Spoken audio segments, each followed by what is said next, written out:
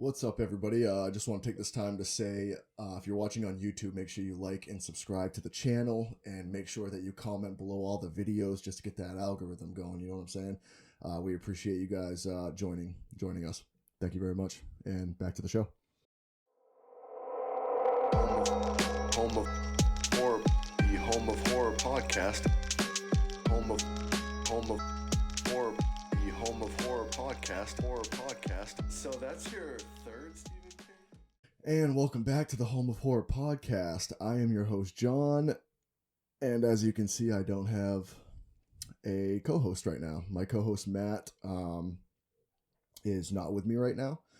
As you can see, we're in a brand new studio, my new movie room here / studio. So a little update for you guys. We haven't done an episode since our Texas Chainsaw Massacre 2022 episode. So it's been about a month. I'm sure some of you have noticed the hiatus, and I want to give you guys a little bit of an update. So Matt is not with us right now because he's got some really positive changes going on in his life. Obviously family and friends and your life comes first before this kind of stuff. So we decided to move the podcast into my studio here. And I'm going to do it solo for a little bit, and whenever Matt can, he's gonna come on. The show will definitely miss him. He was a huge part of it. That's why I asked him to do it in the first place. But whenever he can, he's going to be back on, and we'll do our thing then. But for now, it's just going to be me for a little bit, and me and Matt are still working on our new movie, Devils Are We, coming out. So, it's not like we're not together. We're together all the time working on that, and we just felt it, necessary right now to keep going with the podcast and keep the content up, that we move everything into here, and so I can, keep putting out content and episodes each week for you fans out there. I'm not drinking tequila right now since Matt isn't here, but I do have a beer going on here, an IPA, Cushnock Brewing Company, which is right here in Augusta, Maine.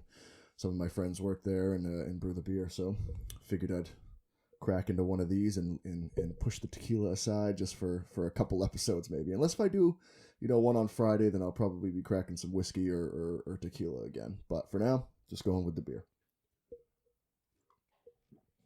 Man, I don't think I've ever started an episode without doing a shot of tequila. Weird.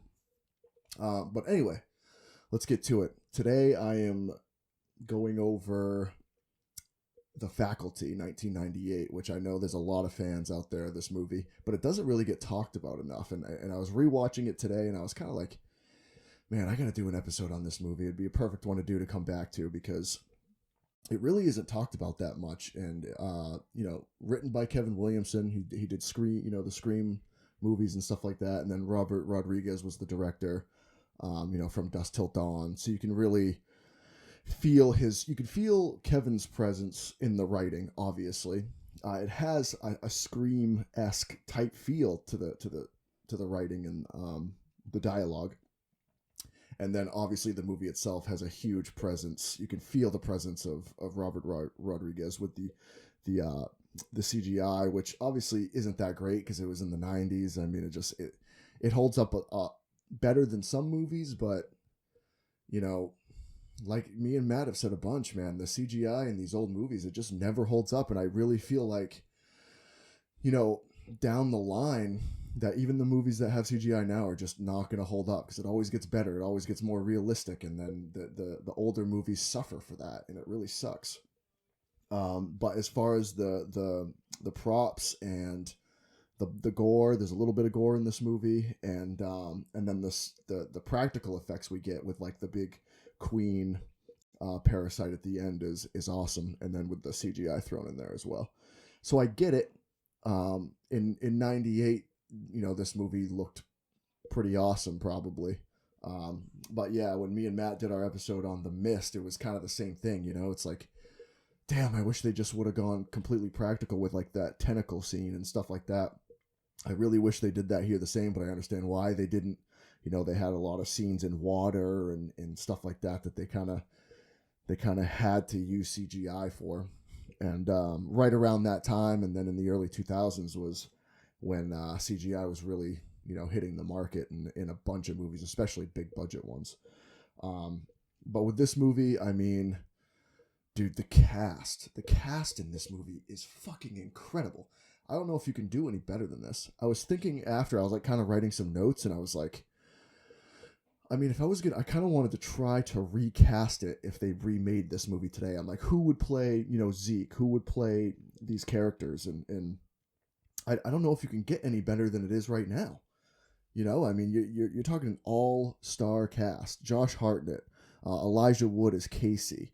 I mean, Clea Duvall, Laura Harris, Robert Patrick. Heavy hitters, man. It's just insane how many great people were in these movies, dude. And I just don't. Usher, I forgot about Usher. Christopher McDonald, you know what I mean? Even the little parts were big actors. And I just don't think you could replace that nowadays. If they did a remake, I don't know what they would do. Maybe like Tom Holland would play Casey or something. I really don't know, man.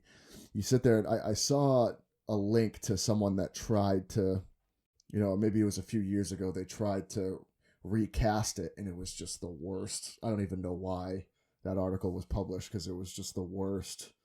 They downgraded, you know what I mean? That you can't beat these actors. And so I didn't even try. I was like, no, screw that.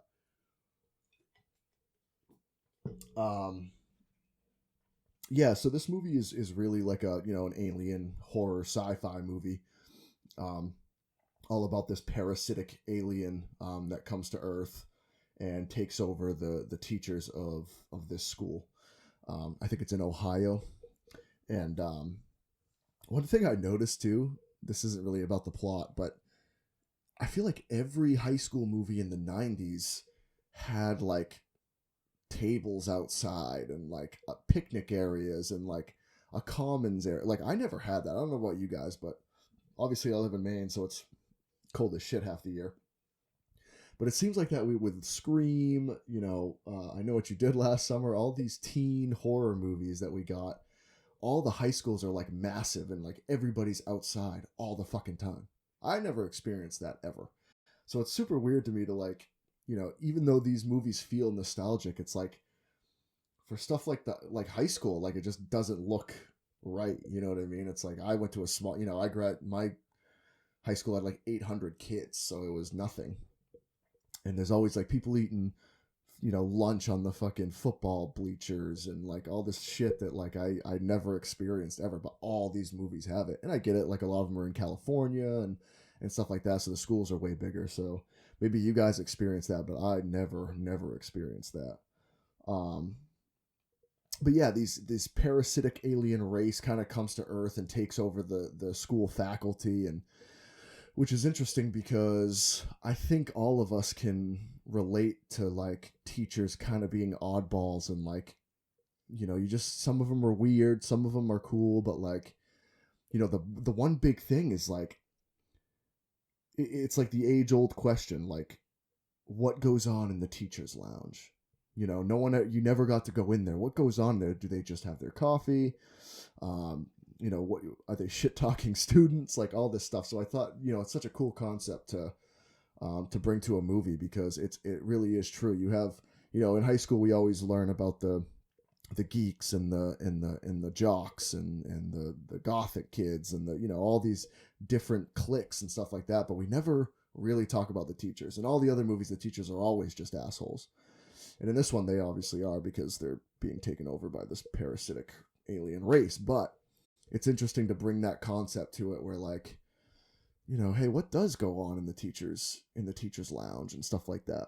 So these, this alien race starts taking over the school faculty, and only the school faculty at first, which is kind of interesting. It's kind of like, hey, we're going to take over the school faculty, and then we're going to go for the students, and then the students will spread it to their families, and then it'll just grow and grow and grow. But yeah, it all kind of starts in the teacher's lounge, where the coach is drinking a shit ton of water all the time. Like, the movie kind of makes you thirsty. I should have probably just drank water today, just for the hell of it. But he's also using like those cone cups, which are completely fucking ridiculous. He pours like one cup, drinks it, pours another one, drinks it, and then he pours another one, and they don't show him drink it, but I'm like, there's no way that cup gets 3 drinks out of it. There just isn't. Those things just like turn to they just sog up, and then they start leaking through the bottom. I thought that was so funny though. I totally forgot about those things. I was like, oh yeah, those were like everywhere, in offices or whatever, and I guess they were in the teacher's lounge, But yeah, this movie had vibes of like obviously Scream meets like Invasion of the Body Snatchers, and they even kind of mentioned that a little bit because obviously Kevin Williamson is gonna mention it.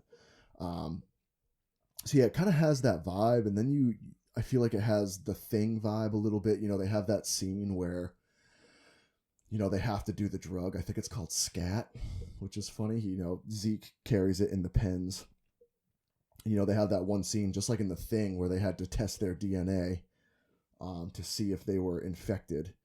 And, they do the same they have that scene where they do the same type of thing where everybody has to snort this scat drug to see if anything will happen to them. Because obviously the drug dehydrates this alien species for some odd reason, Obviously they're drinking water and trying to keep up with the climate. They have that one teacher that, her head starts to peel away in the locker room showers. And they, I think it's Casey and another character like hears them in the faculty lounge, like, oh, she was too old, the body was too old, the host was too old, so they couldn't keep up with the climate. So they obviously always need to be drinking water, and then they mutate in water, which is odd because they're not from here, but like they need water to survive. So it's very interesting. Makes you think that if whatever planet they're from, water was like the main thing as well.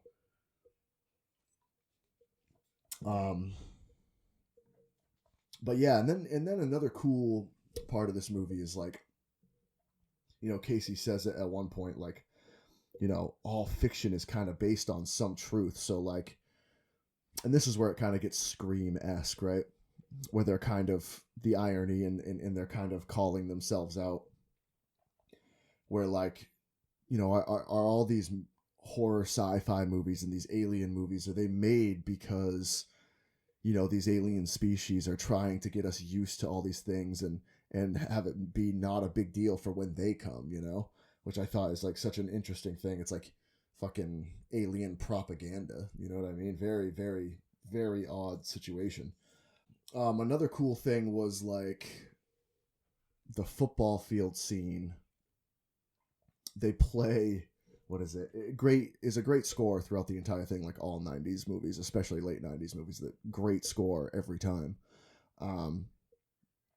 But the football game's going on. I know I'm kind of skipping to the end here, but the football game's going on and they play Pink Floyd, Another Brick in the Wall, which is such a great song to play for that scene. You know what I mean? All the lyrics in that song are kind of, teachers, leave those kids alone. You know what I mean? Such a great idea. Just kind of ties the whole movie together. And we don't get like that much comedy. We get a couple quirky lines here and there, but not like Scream, It's a little bit more serious. But there are some funny lines in there, especially like the very end. Like obviously in the beginning, Zeke's talking about his drug and he's like, yeah, this is guaranteed to jack you up. And then, when Casey's fighting Elijah Wood's character, when he's fighting the queen alien at the end, which ends up being Mary Beth. So first you think it's the coach, but if you watch the movie closely, obviously you shouldn't think it's the coach, because at the very beginning you see someone walk up to him, and then you're thinking it's the nice, quiet, innocent teacher who becomes, when she becomes a host, that her whole mood changes. She becomes this badass, like, using profanity all the time and shit towards Zeke. But we get Mary Beth as the queen, which I guess we should have seen coming, but also you see her, snort, or you think you see her snort the drugs.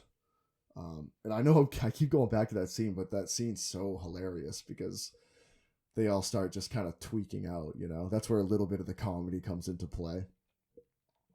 And Zeke's just like, you know, Elijah Wood's character, Casey, starts tweaking out a little bit, and they go to like, you know, the star quarterback guy goes to like pull a gun because he thinks he's, you know, freaking out from it. But Zeke's like, no, let him tweak, man. He's just tweaking. Let him tweak, which is so fucking hilarious because this drug is pretty much just like caffeine and then like a bunch of different household shit. Like it might as well be ecstasy or something, you know? But yeah, you know, it gives me just major like Invasion of the Body Snatchers vibes because obviously throughout the whole thing, like, you know, when these aliens, you know, when these parasites take a hold of someone, they kind of start talking to, you know, different people, and they're like, oh, well, you feel no more pain. You just kind of, you know, everything, all your sorrow goes away. And which I guess, you know, they're trying to say like, you know, high school kids always, they're very emotional and having all these problems all the time. So it's, you know, kind of sounds like a good thing to be like, hey, all your problems are going to go away. No more this, no more that to worry about. Just, you kind of just coast. And, you know, the whole premise being, well, I'd rather, you know, Casey says it at the end. He says, I'd rather be free. I'd rather be alive and experience all the emotion, experience the heartbreak, experience, you know, maybe being bullied. So, you know, that's going to help you later in life, maybe that type of thing. But yeah, so it's definitely a cool, you know, the way the whole story wraps up is definitely, it's a great story. And then, like I said, Robert Rodriguez, you know, he's a special effects supervisor anyway. I think he's that before he's a director in most things he's done. That's kind of like his go-to, right? So I think, you know, when you see that Queen, I for some reason I want to say Queen Bee. It's not Queen Bee. It's a parasite, you know. But when you see that, and obviously most of the time it's CGI, but you also see it with practical effects, and it looks fucking awesome, and it just gives you vibes of like when he did From Dusk Till Dawn, like all the makeup effects there, and just really, really cool looking. And that stuff's always gonna fucking hold up better, man. Always. I just wish they would have like showed less of the giant parasite and just showed some tentacles here and there. And he did do one cool thing where Mary Beth's in the locker room at the end, and she's completely naked. And for some reason, Zeke's trying to decide which one is not the alien. And it's like, dude, one of them's completely naked for no apparent reason and being completely calm. Don't you think it's her? And then it ends up being her and the other girl as well. What's her name anyway? The other one. She's a fucking amazing character, dude. Stokely. Oh, Stokely's fucking awesome. Clea Duvall. She's been in a bunch of shit as well. And then obviously they're both infected, but Mary Beth's the queen. But they do that scene in the locker room where she's walking naked, and she, you know, the lighting's really good but you know, you see her shadow and it's all these fucking tentacles and shit. And so I thought that was a cool way. It's like, I almost wish I saw more of that rather than, you know, the shitty CGI. But what are you going to do? You're always going to get it. You know what I mean? You're always going to get the fucking CGI every time. I don't know why people don't figure it out. But either way, it's still great because the fucking story's amazing. What else we got that was fucking cool? I mean, even from the beginning, the special effects with like there's not a lot of gore, but you get the pencil through the hand on the teacher, and looks fucking awesome. You know, you get that the school itself is such a good setting. You know, they make it look kind of old and gross. Like, you know, at the beginning, they're talking about how they have no budget for the school, but the football program gets all of it. And you see that in the movie, you know, you see that within the setting. You go to the school and the lockers are beat up. The shower scene, you know, all the showers are shitty and, you know, stuff like that. And then you see the football field and it's massive and you have this huge stadium, you know what I mean? So obviously all the money goes there. So great setting for it. You don't really get much outside of it, except for when like Casey goes home, and they go to Zeke's house and he's got that whole fucking nerd setup. How about Zeke though? Great character. he's like this fucking druggy idiot that didn't fucking, or you think he's an idiot anyway, because he stayed back and he's a second year senior, but then you realize he's like super smart, just doesn't apply himself obviously, and like him and Casey are like the exact opposite, right? Like Casey's like a nerd, smart, and doesn't get the ladies, and then Zeke is this kind of cool, fucking does drugs and shit, or sells whatever he can really. And they're kind of exact opposites, and then at the end, kind of balance, those two characters kind of balance out, and they're fighting together, you know what I mean? Which is cool. And then my other really favorite character is the quarterback there. Who plays him? The fuck's his name? Sean Hoddesy. He plays Stan. Great character as well. This you don't get that a lot. Usually the jock is just a complete asshole and like he's gonna die right off the bat, and then the nerdy kid survives, right? In like every other cliche fucking horror movie. But in this one, he's a jock. It kind of gave me like Dazed and Confused vibes, where like he's a jock, but he wants to focus on school, and he'd rather like not be caught up in the system of football, and like that's all he's done his entire life. His girlfriend is Delilah, wants him to keep playing football because she's the popular chick, and that's the only way he's going to get into college. And he ends up liking Stokely, the weird chick that no one talks to, and she doesn't like him at first, and then they kind of get together, and then he becomes a host, which is hilarious. Pours out the scat. I think in this movie that I think more people could have died, maybe, because at the end they go with the premise of like, oh, if you kill the main alien, then all of them will die, and then everyone will be saved. So really, you just kind of get teachers that die. So it's kind of like just the good versus bad thing, and then the good prevails wholeheartedly, pretty much. But it would have been nice if maybe, I really liked, Stan, the character, but like, maybe at the end there he does die. You have to kill him. He gets in the school. Because I think the movie itself is only like, an hour and 20 minutes or something like that. Hour and 44 minutes. So it's a little bit longer than I thought, but I feel like you still could have cut some other things out and maybe, added some more drama between because I shouldn't say friends, because these guys aren't really friends. They're just more like acquaintances that have to come together, which is a good idea. But, they become friends kind of at the end, and then like, it would have been nice to see them kind of maybe a couple of them get knocked off, It was kind of a very happy ending. So I feel like that's probably the only thing I really didn't like about it, though, besides the CGI shit, which I know I'm complaining about that a lot, but I really feel like it wasn't that bad. It wasn't that bad, but the more years go by, the worse it's going to look. And someone mentioned on Instagram that, this movie does deserve like a Blu-ray, either a box set or to be a collector's edition to, get like a 4K Ultra HD version or something of this movie. It definitely deserves like a steelbook or something. We haven't got anything like that. I just have the DVD, and it's, very, very simple 90s cliche, like quotes from the critics, hip and scary, although it does have one of the best taglines, take me to your teacher. That's fucking brilliant tagline. I fucking love that. But yeah, overall, I mean, I fucking love this movie, and I'm just bummed that it's not talked about enough.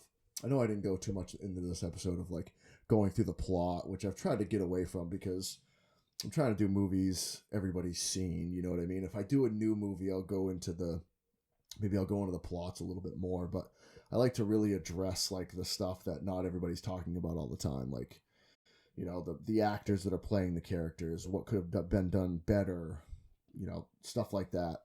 And obviously talking about the plot's cool, but if I go scene for scene in the movie, I mean, that's kind of boring, right? Everybody's seen the movie. And if you haven't, well, I don't know why you're watching this. Go watch The Faculty. Unbelievable. Overall, I mean, I give this movie a 8 out of 10.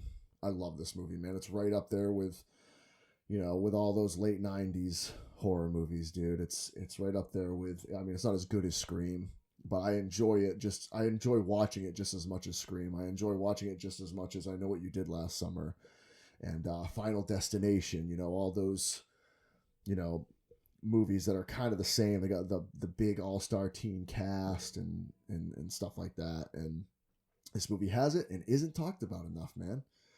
I don't see it posted about a lot on social media. It's just kind of one of those movies that's great, but kind of gets lost in the mix a little bit. And I wish it didn't, because it's fucking great, man.